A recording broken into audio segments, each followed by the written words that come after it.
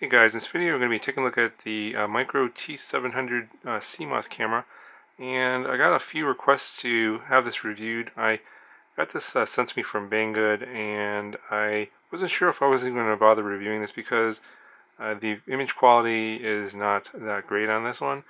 Basically, this camera here is this exact same camera that a lot of the old micro or nano cameras that were out maybe about a year, maybe even longer, maybe 2 years ago.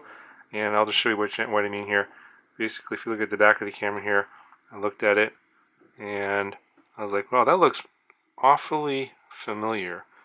And if you looked at my channel, if you've been a subscriber for a long time, you know that I reviewed this camera here from almost 2 years ago.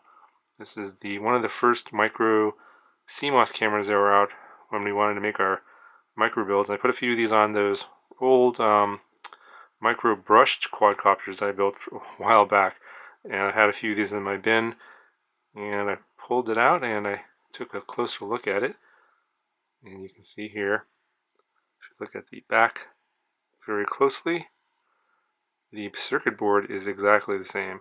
The pinouts are the same for the wiring, for the video and power. The voltage range is the same as well. It's like 3.3 to 5.5 volts. And before, if you look at the product pictures on the Banggood site, there's a sticker or something on the back here that looks like the RunCam stickers here, which has the voltage range of 5 to 36 volts, something like that on that sticker. I took it off, but you can see it uses the same casing as the RunCam micro cameras. You can see here, if you look at that very closely, it's that casing here, but the RunCam camera has the bigger circuit board, not the smaller circuit board. And I think what they basically did here, so I think basically what they've done here is they've taken the older camera here and they've gotten rid of this smaller case, and they put the sensor and the circuit board into this bigger case, which now allows you to use a removable lens.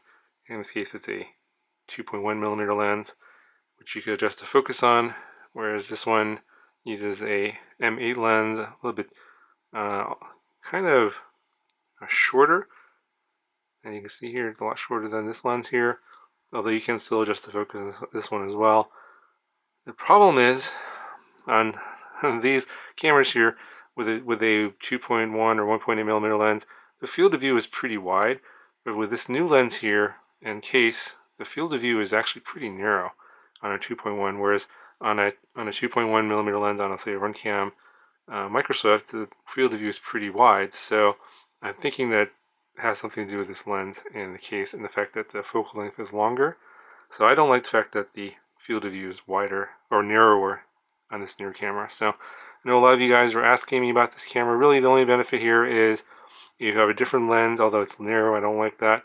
Although if you like a narrower field of view, you may like that.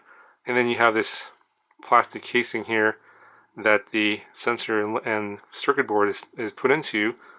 And the only benefit here is that you have the holes here, the screw holes, so you can mount this into a frame or some sort of mount that takes the 19 millimeter form factor that the Microsoft cameras can take. And if you're going to do that, I would say instead of spending $13 on this camera, I would just spend the extra $7 to get a Fox Aero Micro Pro that I reviewed a couple weeks ago. That was like 20 bucks. So that's a much better camera. I believe that's a CCD camera, full 19 millimeter by 19 millimeter board. All the benefits. Obviously, you can't change any of the settings on this one. This is the CMOS performance of this one here, and the sensor is pretty much the same as this one here from 2 years ago. So you can imagine how the light handling is on this camera. Not very good for $13, and for a little bit more money you can get much better options out there. So my recommendation is to not get this camera, but I will show you the flight footage anyway, because I know that people want to look at it anyway, and you guys could decide for yourself, but my recommendation is a pass on this camera. There's a lot of other better options out there. So anyway, go ahead and roll some footage for you, and let me know if you have any questions, and I'll talk to you guys in the next video.